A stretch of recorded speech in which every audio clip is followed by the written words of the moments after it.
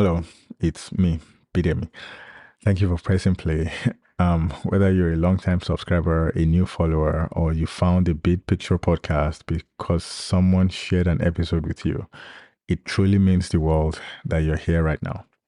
Every single listen reminds me why I started this podcast on January 11, 2021, and how this little idea has grown to reach 193 countries.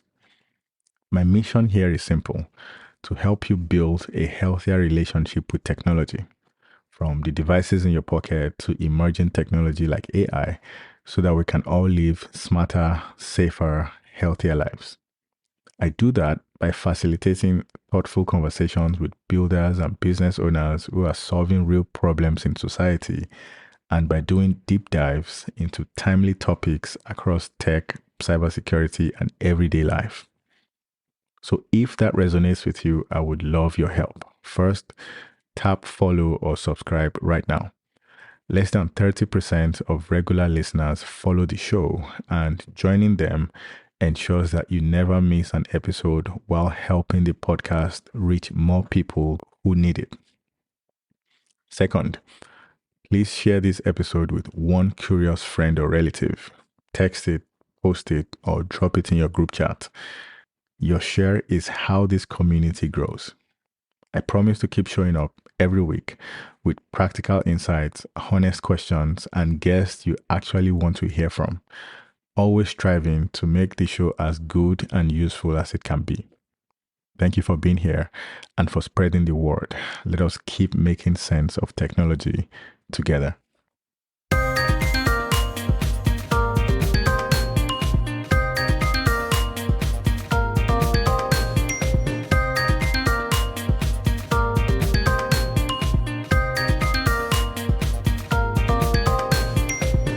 Thanks for joining me again on another episode of the Big Picture podcast. I have a special guest from all the way over in Utah. Am I pronouncing it correctly? Yes, you are. Over to you. Hi, my name is Gretchen Andrew. It's great to meet you and to be here.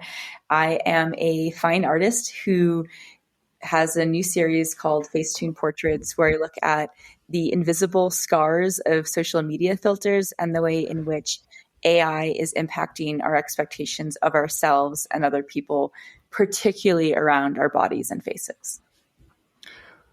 Interesting. The invisible scars of social media.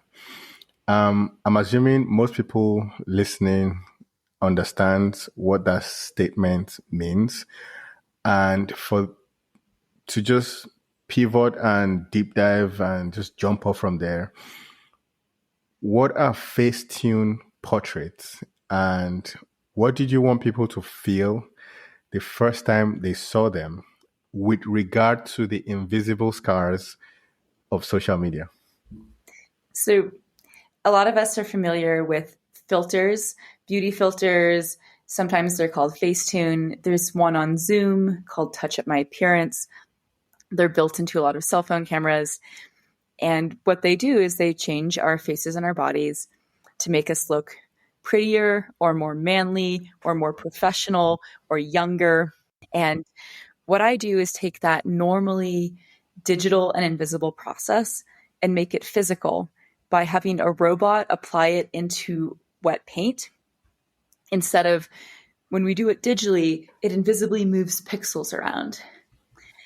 But I am able to reproduce basically a photograph in oil paint, very similar to when you get an image printed on a cake, where there's you're not eating a photograph, but it's made of frosting. Right. Very similar concept, but it's made of paint. And then while that unmodified image is still wet, I give it to the robot, who, for women, makes the lips bigger and the boobs bigger and the waist skinnier. And then for men, it works on the jawline and the abs and the height and the hair. And it's the same algorithm. It's the same filters people are using, like I said, on LinkedIn, on TikTok, on Instagram, but normally very invisible.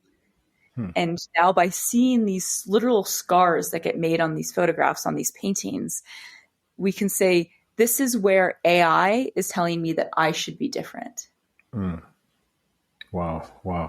I've never heard that before. And now that you are breaking it down, it's basically saying this thing that happens digitally. Here is a more physical, concrete way to present it to you by saying if I have a portrait of my face, maybe for my driver's license photo, but because Yes. nobody likes their driver's license photo, I want to modify my photo before I submit it to the DMV website. A physical version of that would now be, okay, this is my face on a canvas, the same picture. And you're now saying a robot is going to modify that physical representation of my face that is on a canvas the same way the photo app did to my digital picture for me to submit to the DMV website. And I'm thinking, it's modifying my right cheekbone way more than my left cheekbone. Does that mean something is wrong with my right cheekbone in real life? Or my forehead looks too flat and then it's giving me some contours that didn't exist? Yes. And now you're saying it's a way for us to be fully aware of the invisible scars that digitization is incorporating into our digital images. Did I represent what you said? Exactly. Yeah, exactly. And I know maybe not everyone's watching, but I am going to pull this down because I have one sitting right here. Oh, So wow. this is what I did of me. Huh. And what you see here is everywhere there are these red lines, it's the robot, Oh, and it's making my lips bigger and my nose straighter and my eyes bigger and my wow. eyebrows more straight. So it's these areas of disagreement. Huh. And you see it on the body too. It's trying to make my boobs bigger and my arms Right, skinnier. right. So Wow. when we filter an image digitally, we know it changes. But do we really see where and how it changes and then reflect upon how that makes us feel if we think that there's one thing about us doing this on ourselves, but we're seeing so many images every day on social media that have been modified. So our expectations of how we're supposed to look are changing, but also our expectations of how other people are supposed to look are changing. Hmm. And young people are growing up in a media culture where they're seeing literally impossible bodies Hmm. presented on social media. Like everyone takes bad photos. Yeah. AI was not educated with bad photos. It was no one was like, hey, there's 100 photos of Gretchen when she first woke up in the morning. Let's train AI on that. Wow, wow. So we're going to touch on Facetune more further down the line in the episode. I wanted to get a complete picture of your background, how you basically found yourself in this field, fine art and AI algorithms.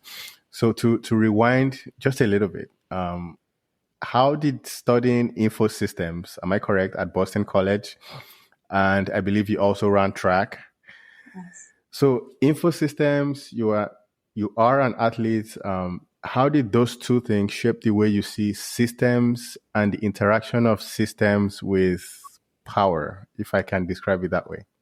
Yeah, absolutely. And I really appreciate you saying that I'm still an athlete because one Yeah. time I told me former athlete and I was like, oh, No, no, um, once an athlete, always an athlete. I can relate to that. I play basketball, so. okay, yeah. So right. Like, I mean, we might not be at the top of our game, but Yep. what I said is it's a mentality.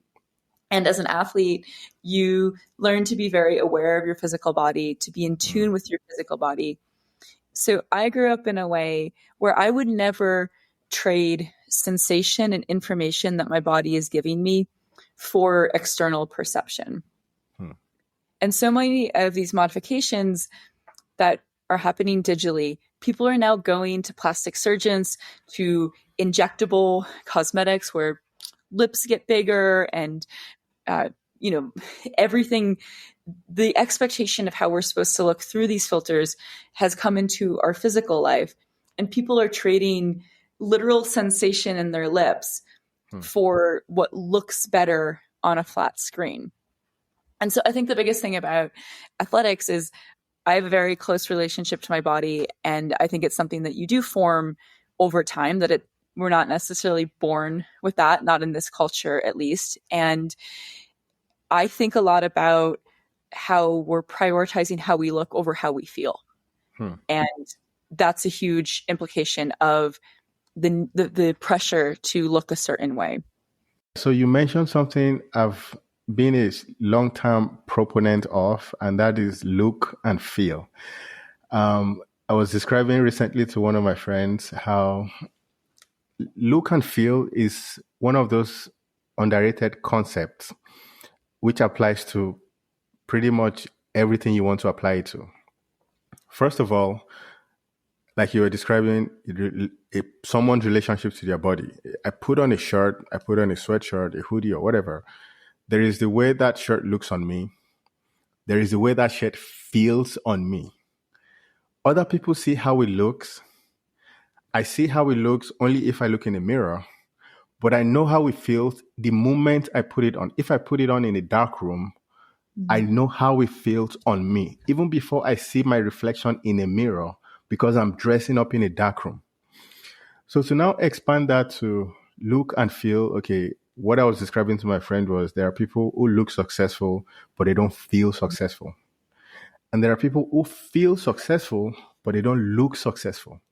That concept right there is so deep, it might take 3 days straight to unpack it. Now, bringing that to the great work you're doing regarding portraits and digital modifications of pictures and images. Well, I take a picture, I have acne all over my face. Well, the filter makes me look like my face is smooth and I drink tons of water every day, even though I don't drink enough water. And now the picture makes me feel better about my face, but my face still looks with all the acne and everything. Then I upload that to a dating app, and then the person sees my acne-free face, and then they swipe right, or is it left? I forget. I don't use dating apps, but anyway, you get the idea. So look and feel, algorithms, especially AI algorithms, are messing up that balance, especially for teenage girls in 2025. I think I love everything you just said. I do just also think that this is not just a teenage girl problem. I am increasingly seeing men and young boys being impacted by this as well. There's a huge surge of jaw surgeries that are happening with men. People are seeing podcasters and YouTubers, and it's very similar to the lips on women, where when we're seeing somebody on a flat screen, it's not the same as seeing them in real life. And so there's a certain look that helps someone look good in that context. There's just an article in the Wall Street Journal about how facelifts among men in Silicon Valley is up 50% in the last few years. And it's because there's this cult of youth. Men feel like they have to look a certain way. And while this has always been part of the female experience, I'm increasingly seeing men being under the same pressures where it's not what you've done. It's not how you feel. It's how it looks. And this is not the gender equality I wanted. I wanted women to go away with this, not for men to come into this insecurity. Right. So you spent some time at Google. Could you describe your time at Google? What led you to leave Google? A lot of people will think, oh, wow, you got a job at Google. You should, stay there as long as possible. Well, I work in tech and I have my own reservations at companies like Google, but I just want to hear from you. So, Well, I think in 2008, the cultural perception of it was a bit different. It was more prestigious then. And whether it should have been is, an open question. But this was exactly the feeling that my parents and all my friends had as well. Like, oh, you should stay there. You worked really hard to get there. But I was seeing tech used to manipulate our attention and to sell us things we didn't need. And I felt like I wanted to have a life's work and not a work-life balance. And that there are very few professions in which you become you can hold that sort of insanity and have that sort of lack of boundaries. But art, to me, without knowing much about what it actually meant to be an artist, struck me as a job description that you could give yourself, and that is one in which, in an ideal world, you get rewarded for being yourself. At a Hmm. large corporation, you're rarely rewarded for being yourself, especially when you start at the bottom like I was at Google. Yeah, yeah, that's something I definitely agree with because the bigger the company, the bigger the corporation, the more you are supposed to show up in a certain way, work in a certain way. Initiatives are hardly rewarded unless you are higher up enough. And even the higher you go at certain organizations, you're supposed to do things in a certain way. So I see where you're coming from with that. And personally, I believe everyone, every human, even animals, appreciate art. Because if you've ever gone on vacation and you see a big mountain and you just stand there in awe of the mountain and you realize how small you are and how small your bank account is next to that mountain and how small your designer shoes and designer handbags are next to that mountain and how small your problems are next to that mountain, or you go to the ocean and you just feel small because you're supposed to feel small. That's what art does. You're supposed to appreciate beauty in creativity. Let's just put it that way. And everyone was born to do creative stuff. Over time, we lose that ability and so on. But then folks like you hold on to that ability to say, well, not just create new things. I want to be able to show how tech is messing up our creativity and also messing up how we feel about ourselves in the process. I like the way you're describing the mountain. As we were talking about just before live here, I'm in Park City at these beautiful mountains. The the other thing that I think is very related to that about art is often when we look at art, we experience the otherness of the world in a way where we think, I never would have come up with that. I never would have drawn that. I would never would have seen it that way. I never would have done it that way. Hmm. And in that moment, what we realize very subconsciously is that people are different than us.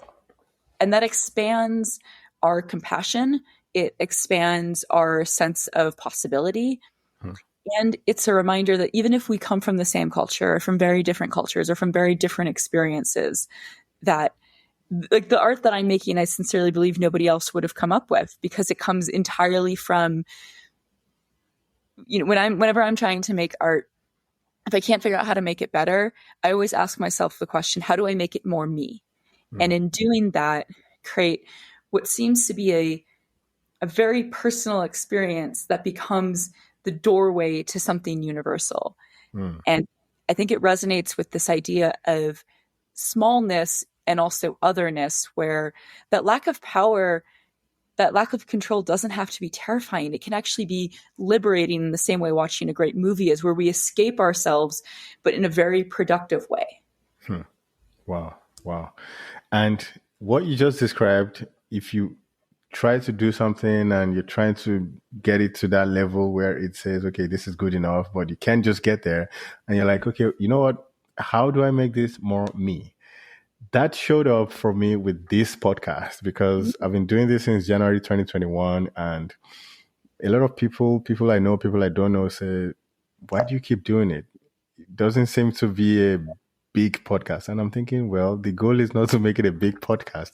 I'm doing something where I present concepts and topics to a big enough audience in a way they can understand it. And I enjoy doing it. So now episode 400 and something later and almost 5 years later, I'm still doing it because guess what? I actually enjoy doing it. I'm not doing it to become top three in the world. I'm not doing it to be, if it gets there, that's a byproduct. Everything I'm doing is to make the podcast more me. According to what you just said, every day, every episode, I ask myself, would I listen to this episode? If the answer is yes, then I'm going to publish it. That's it. There is no overthinking. There is no, What pressure. yeah. So it's not like, well, am I trying to be like this other podcaster? Well, guess what? I'm not supposed to be like this other podcaster. I'm supposed to be like something I would press play on. So here we are. Right. And it's something that you're creating and have complete initiative over. There isn't a committee or no one's polling listeners or potential listeners and telling you to do this or not do this. And over time that has evolved and will continue to evolve. But I remember there's this artist I knew in San Francisco years ago, and I can't even remember his name. I think his name was Kay. And he did these really intricate cutouts of paper and he layered it and it was just gorgeous. And I remember saying to him, oh, I think 3D printers are going to be able to do this like in 6 months. And he basically said, I don't care. I like making them. And he's like, I like cutting really small things. That's what I do. And I think that infuses the entire work. And I think it relates to our discussion of athletics as well, of the body, of how we feel versus how we look. And I'm really loving that that's being developed as one of the main themes in our conversation. Yep. Sounds good. So in 2012, you trained with painter Billy Childish. And I believe you trained with this painter for about 5 years, thereabout. So what did is it classical oil paint? What did that give you that you couldn't get from other forms of creative expressions? I believe you left Google around that time or prior to that. So what difference did this apprenticeship have for you? There's a difference between creativity and hard skills. And the more hard skills you have, the more creative you can be.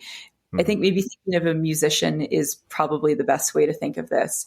If you are you might have music all up inside of you, but if you go to a piano and you've never played, you don't have to learn to read music, it's chords or whatever it is. If you have no idea what you're doing and you pick up a French horn, you are not going to like bust out a bunch of creativity. You are going to be like well behind this.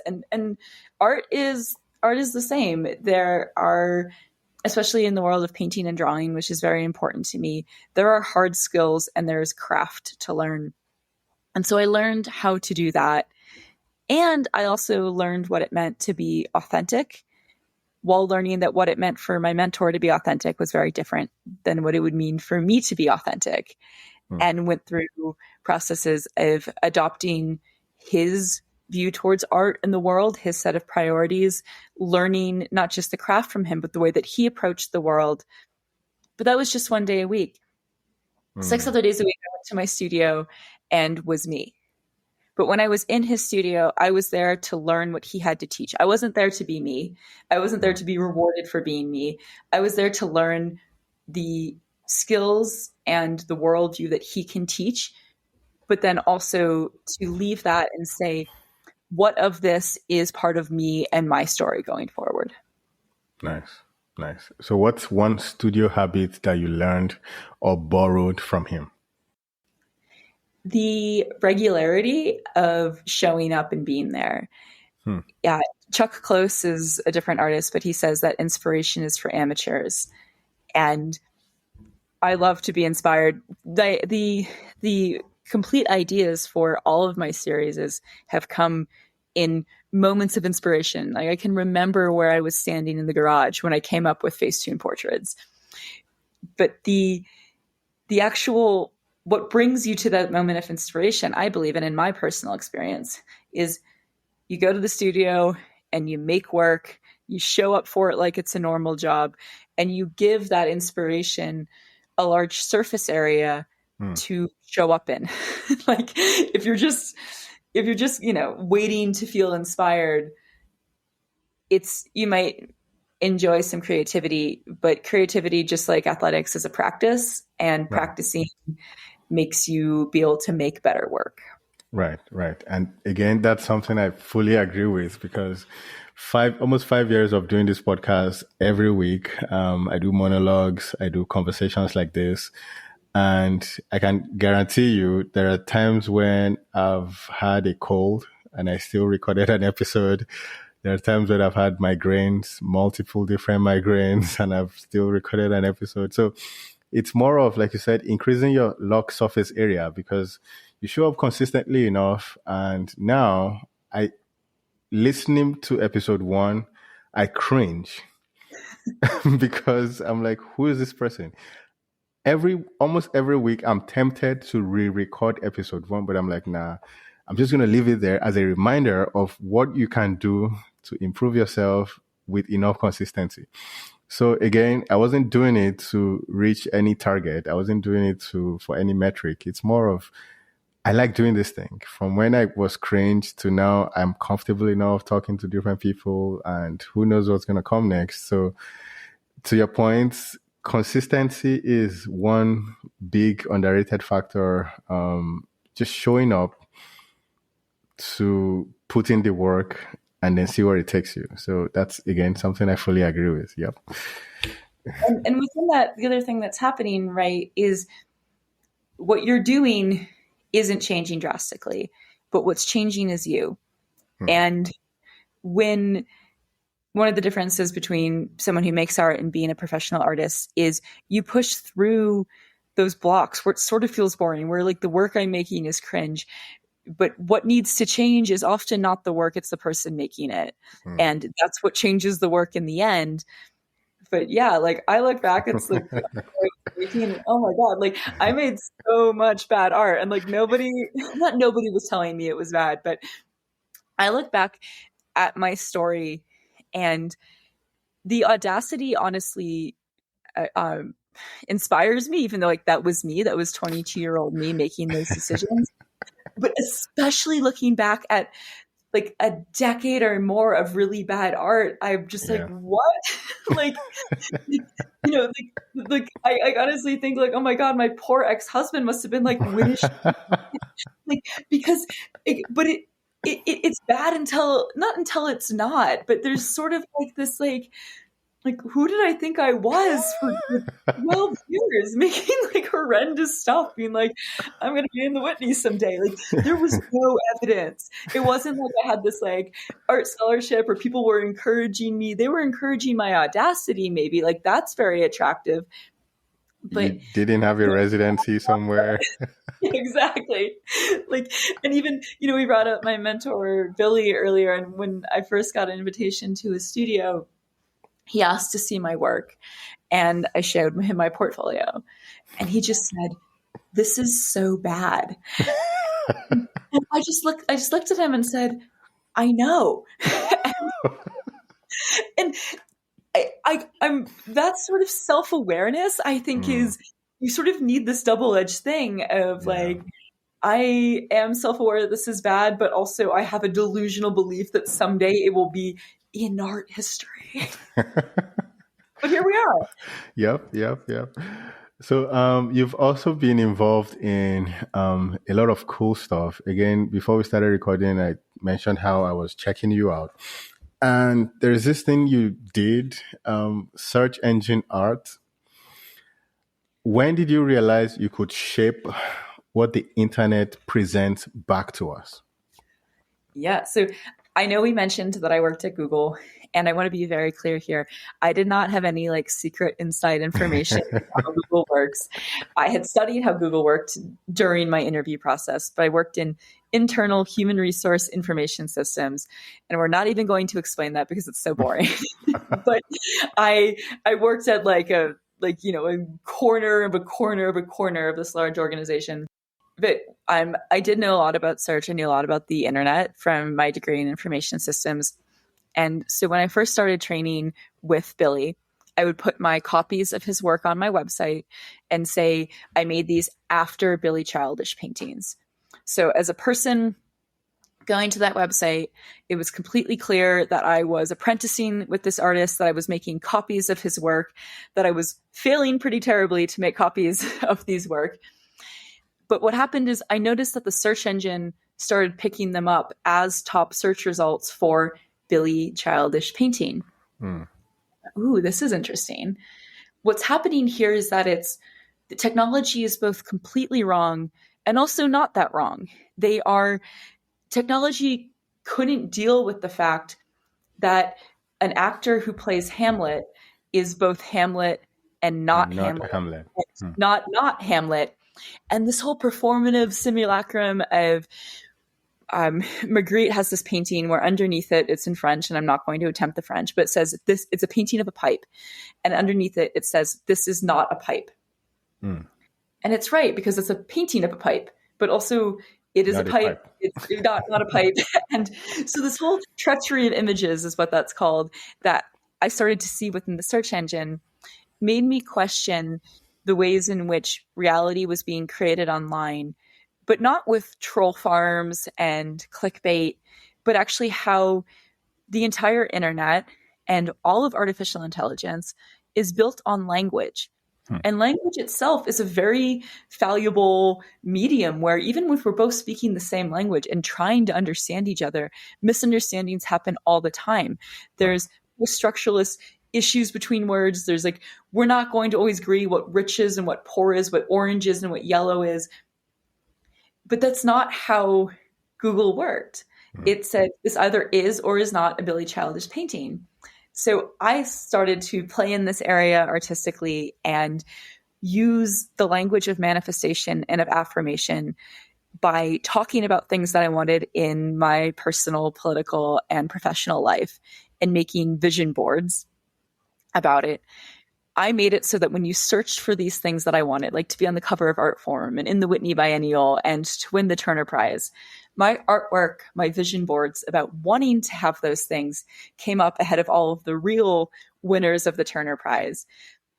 Because I realized that if I say to you, I want to win the Turner Prize, you know that I'm talking about a desire. Hmm. But Google only knows that I'm relevant to the Turner Prize. And Hmm. so it compresses all of human experience, love, fear, desire, into relevance. And that simplification of the human experience became something that I was very interested in exploring and had a lot of fun with manipulating as well. Wow. Wow. So does that mean, I mean, we all know there is something called internet imperialism, basically meaning I'm trying to describe it the best as I can, is the internet is basically set up in a way to make popular things more popular and not popular things less popular. Would you believe that is still happening right now in 2025? Oh, I mean, absolutely. I think specifically about examples like Amazon, where the Amazon River is like a pretty big deal for a lot of the world, but the Amazon River is not represented online. It doesn't spend a bunch of money to sell us a bunch of stuff. So according to the internet, Amazon is almost surely not a river, but a company. Hmm. Cherokee is another great example. If you Google Cherokee, you're going to get the Jeep. You're going to get a car made by Jeep because Cherokee, as a tribe, as a nation, as a collection of people, is not there to inform the internet that no, Cherokee is actually a tribe of people who has an identity. And what I see in this is a preference for products over people, content over community, and nature. And so, like, it's almost like you can't fully opt out. If you don't represent yourself online, someone else will. And I see this with, there's a lot of remote communities where the only way that they're represented online is on missionary websites where the missionary groups have described the life of these remote communities, how they're going in there, how they're teaching the gospel, how whatever it is that they're doing, these people, it's not like they don't exist online. They're just not self-existing online. And all of that content is what we have to educate AI with. If you didn't create your own data set, if you didn't self-define in the last 20 years on the internet, someone else did it for you. Wow. Wow.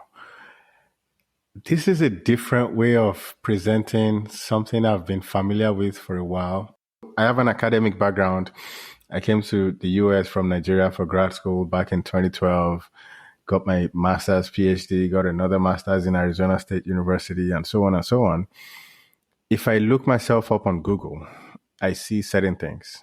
Prior to when I started the podcast, I would see my university affiliations and some of the work I did with the US Air Force and so on and so on.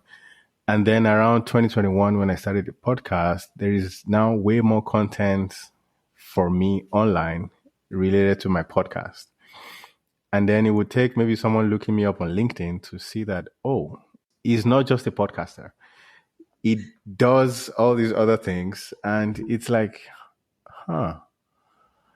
So now imagine if I, like most people online, basically what you have about you is what's on a university website about you, or an art collective about you, or a YMCA location about you, or fill in the gap.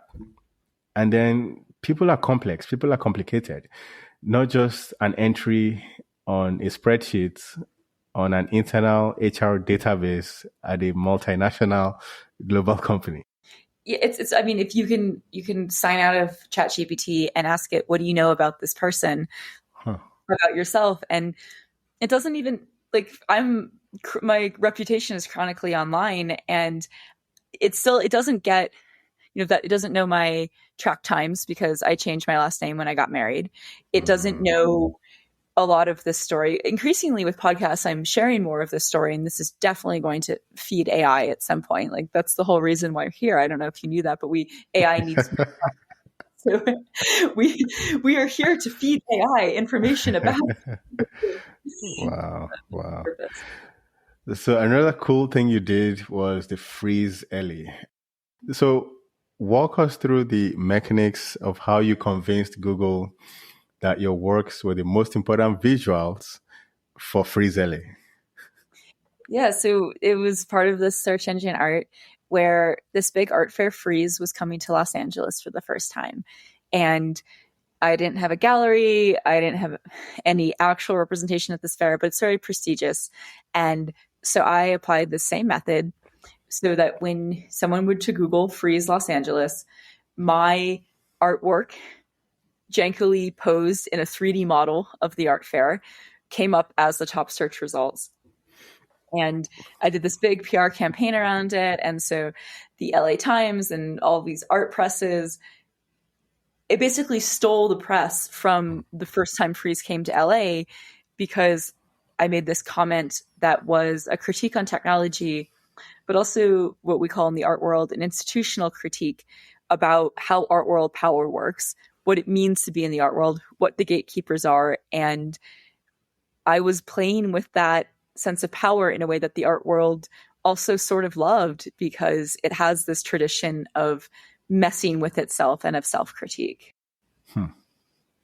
And following this theme of you hacking the internet, you hijacked a presidential search term to, to reveal how rankings steer people's beliefs. What did you learn in terms of power, propaganda, or maybe even playful subversion? Yeah, I like the term playful subversive, because especially in the 2020 election, when I hacked the search results on Google, fake news was a big issue. I mean, it still is. We've just grown tired of the conversation, Yeah, and yeah. that's an issue, because we've not solved it. We've just grown tired of the conversation.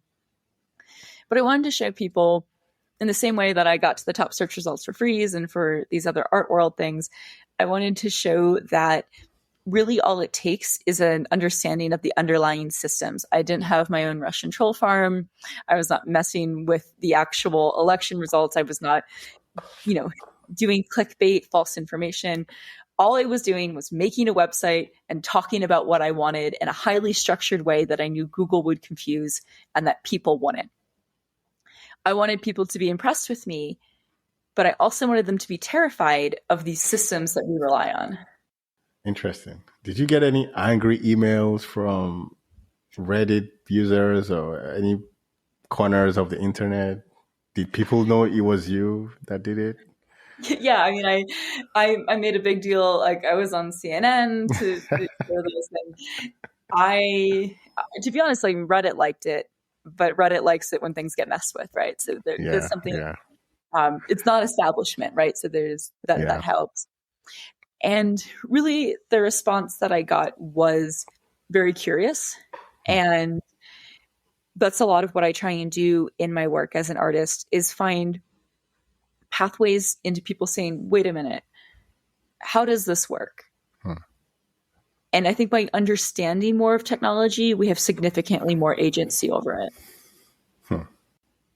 I feel like we might have to do a part two because there's so many threads I want to pull, but I'm also mindful of your time. But so pivoting into bodies and identity, when did you decide that this same optimization logic that you've been using for search engine is also applicable to faces and bodily representation, and by extension, self-esteem and self-worth?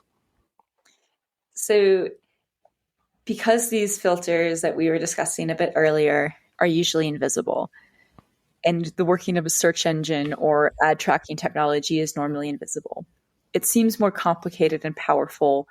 And often, sometimes it actually seems more innocuous than it really is. So, the desire with Facetune portraits was to make this process visible so that we can talk about it. Because it's one thing to have a conversation about, oh, everyone's using apps. It's giving everybody the same face. It's giving everybody the same body. It's homogenizing diversity. It's an AI form of control. This is all very abstract. But when we see the scars, or I've worked with the Miss Universe contestants, and what's great about the Miss Universe contestants as subjects is they're so gorgeous. They're from all over the world. And yet you put them into these apps and AI says, you're not good enough. Not only is it's never like you're good enough. No matter what you start with, it modifies you to be more a certain way. And then also working with Miss Universe contestants, the absurdity of like Miss Great Britain should not have the same body as Miss Finland, who should not have the same legs as Miss Jamaica, who should not have the same boobs as Miss Japan, who should not have the same eyes as Miss Nigeria. And that's also what's happening. It's not just this pressure to be beautiful, but this complete compression of human beauty into a single look. There have always been beauty standards, but never before has there been a single international beauty standard driven by AI, spreading like wildfire to the extent that people are modifying their faces and bodies, not just with apps, but with plastic surgeries, with eye staples, with lip injections. And really this beauty standard, it's not solely Western or solely like Renaissance Western. It is a conglomeration of body parts and body preferences that don't normally actually coexist. Like the tiny waist and the massive boobs are not, of course, sometimes it happens naturally, but it's one example of how it's sort of being like Frankensteined together in a way that isn't really natural for most people. Right. Wow. So I'm presuming you've had sitters and viewers at your studio, is it? What have they told you about seeing some of these edits? What have they described as an emotion they've come off with? Is it shame? Is it anger? Is it relief sometimes? Mostly. So sometimes the robot applies the filter and there's maybe only 5 marks on the paint. And I'm going to bring myself back right here. Like you can sort of tell that this is me, but even with just a few marks, what I've gotten from my subjects is that's not me. That doesn't look like me. I don't identify with the way that image looks. Wow. So pretty much disbelief. Yeah, disbelief is a great way to put it. Wow. They're confounded because most people have used, or at least experimented with these apps. And it feels just, it doesn't feel like a big deal because adjusting the nose once, making yourself look skinnier once. But what then starts to happen, and there's a lot of research around this with body dysmorphia and depression and anxiety, especially amongst young people, is when we do look in the mirror, how we feel about ourselves is deeply degraded as a result. Yeah, I have friends who have described to me, both male and female, about how they use filters. Some people even default take pictures with certain apps because those apps have better filters. So they wouldn't use their phone's normal cameras because it doesn't have enough filters and so on. And because of that, I personally know Apple and Google phones now mess with their default cameras to apply filters, and it's become this big issue with the Electronic Frontier Foundation saying you cannot mess with your phone cameras that way. That is not acceptable. What if it's just a grandpa that just wants to take pictures of nature and his grandkids? Now you're applying filters to grandpa's grandkids. That is just because they want to sell phones. And it's I'm ready. I didn't know the Electronic Foundation. yeah, Can't wait to talk. I love them. yeah. So it's becoming a situation where cameras now are coming pre-installed with filters. And folks like me that like old school technology anyway, I'm just going to go around looking for cameras made in 1995 because I don't want cameras that have filters. Not that I take selfies anyway, but if I'm taking pictures of things I see in nature, I don't want it messed with because that's what I would remember from my hiking trip to Colorado, not an AI version of a filtered version of the Grand Canyon.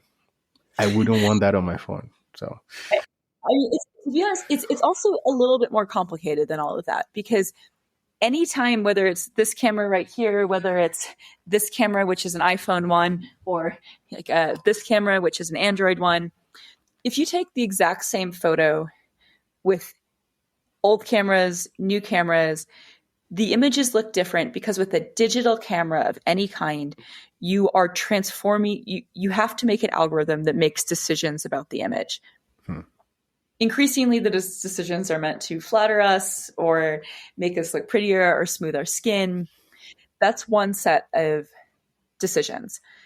But even if you get phones from 15 years ago and you take the same photo, they're going to look different. And when we say, oh, the new iPhone camera is so much better, what we mean is there's a different set of algorithms. It's rarely that the quality of the image, because our photos are high enough quality now. Like our cell phone cameras take things that can become billboards. We don't need more pixels. The improvements are in how it's making those decisions primarily around our faces and our bodies. And that I teach in China, and that default setting is on everybody's cell phone. And it just makes you look so, in my opinion, so weird. So I talked to my students about it and they said, oh, well, of course, like it would be very rude to take a photo of someone and not do that to them. They would think, oh, that pimple on your chin, Gretchen, I would never do that to you by taking a photo that would record this sort of imperfection. But that's your face. It's my face. It's absolutely my face. And also there is a bit of a cultural difference where in the West, we've generally celebrated individualism and individual identity much more than collectivist societies like China. Whereas like when I used to live in Japan, I remember on Halloween, groups of like 45 friends would all wear the exact same out of the box costume. Like, could you imagine in the US, like 45 people all with the same store-bought exact costume? And obviously I'm generalizing here, but there is within this is not just a desire to be beautiful, but there's a desire to look just like everybody else.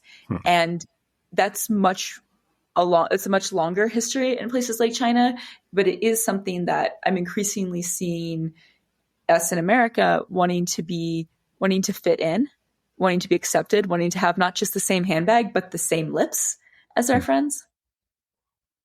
Wow. So let's talk about institutional impact. This year, 2 Facetune portraits enter the Whitney's collection. So what does museum, what's the word I'm looking for? What does museum canonization do to a critique of algorithms?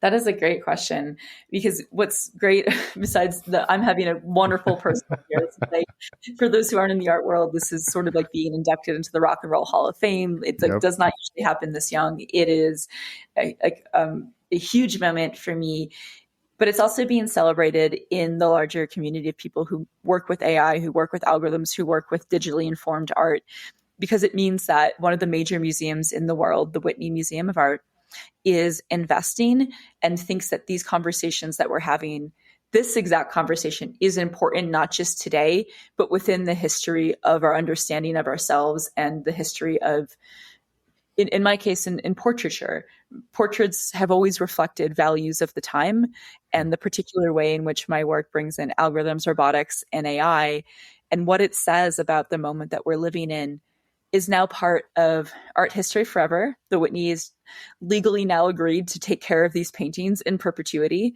And that means that this conversation will be connected both backwards and forward in the history of art.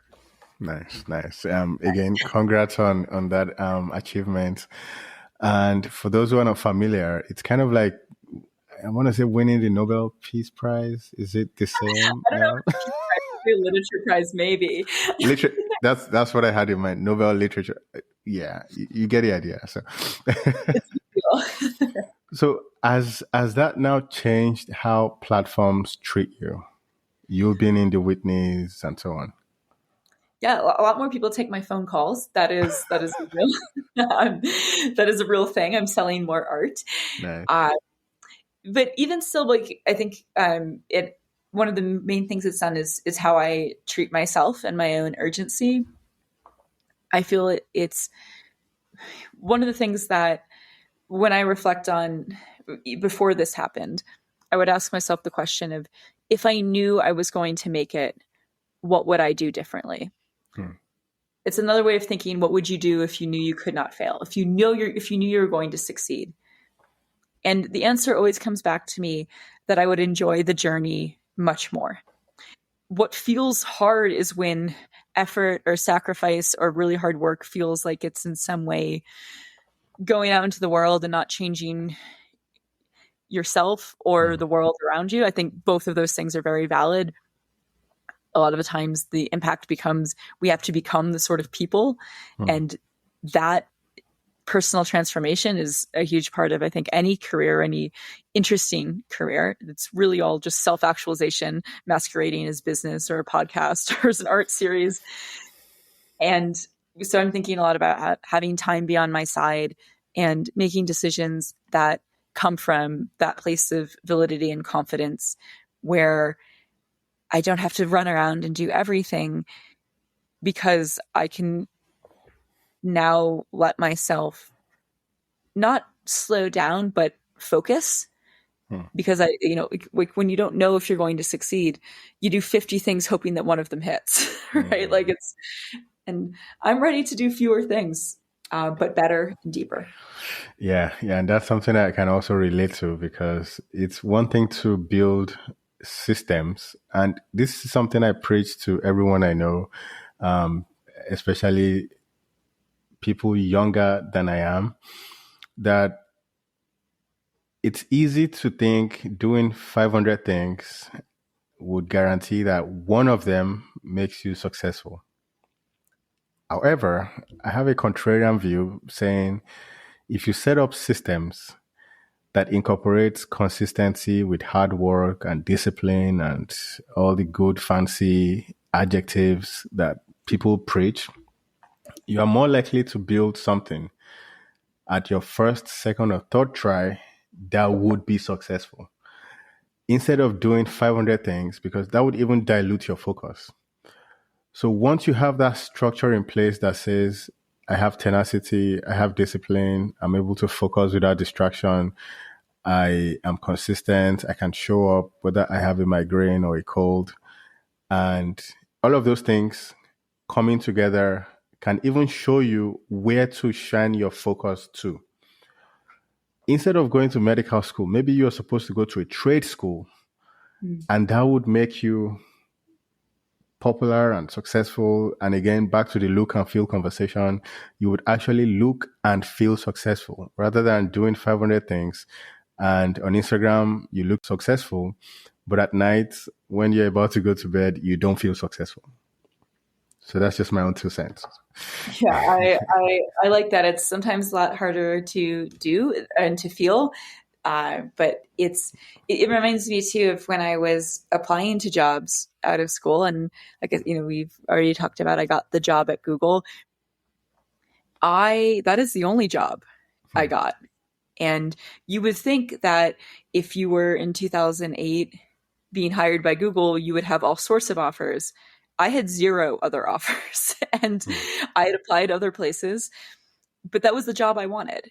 And what I brought to that process, I think there's, like the universe does nice things for us when we don't cast a wide net and do admit that there's something that we want. And sometimes it's not the right decision strategically or economically, but repeatedly in my life, I've gotten the thing that I want, and none of the other things underneath it that you would think were indicators that, it's not like I'm in a couple other museums beside the Whitney, but it's not like it's all a ladder. It's not like you have to get the job you don't want to prove that you can get the job you do want. Like, that's not how the universe works. Wow. This has been a really fun conversation. And again, I would love to bring you back on maybe sometime next year, because it's one of those things. I personally like art. If I had the money and the resources, I would have an entire house with paintings. And there is this lady I follow. She does art on buildings, like cool. 3D art, and it's so fascinating. I first saw her art in downtown Denver, Colorado. And of course, she signed the art. And come to think of it, she moved from Denver to Florida. And then I follow her on Instagram, and she's just like so talented. And she travels all over the world. She does commissions, she does competitions. Entire cities pay her to come build murals on buildings. And you see her climbing scaffolding to do art for like weeks in a row, and then the whole thing comes together. And then she does this time lapse photo of the whole thing from start to finish. So I'm someone who is very fascinated with art. And again, if I had the resources, I would have all types of art, even art that I don't understand, because to me, that is something to make me curious about what's the interpretation of this art. So when I came across Facetunes, and I was like, I read about the whole concept of Facetunes and looked you up, and then went all the way back to when you first started getting into art.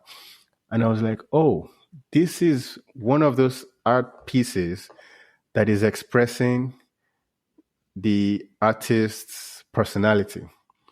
It doesn't have to make sense to me, but I get the inspiration, the creativity, the rationale, and so on and so on behind every single one of those portraits. And here we are having a conversation about it. So I'm a fundamentally curious individual, and that shows in the kind of things I enjoy. I would listen to music that I have no idea what they are saying, but I listen to how the artist is, the tempo, the transition from the bridge to the hook to the verses, and I don't understand the language the song is saying. That's how I view art.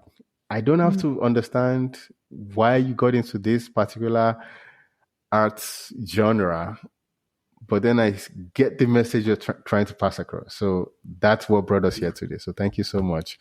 It's been a pleasure talking to you and learning about you. Like I said, I would want to have you on sometime next year, as much as your schedule permits, and then we have another round of conversation. So Well, thank you so much for allowing me to share my story and the approach. I really love what you're doing here and your dedication to this medium, the art of podcasting, the art of persistence.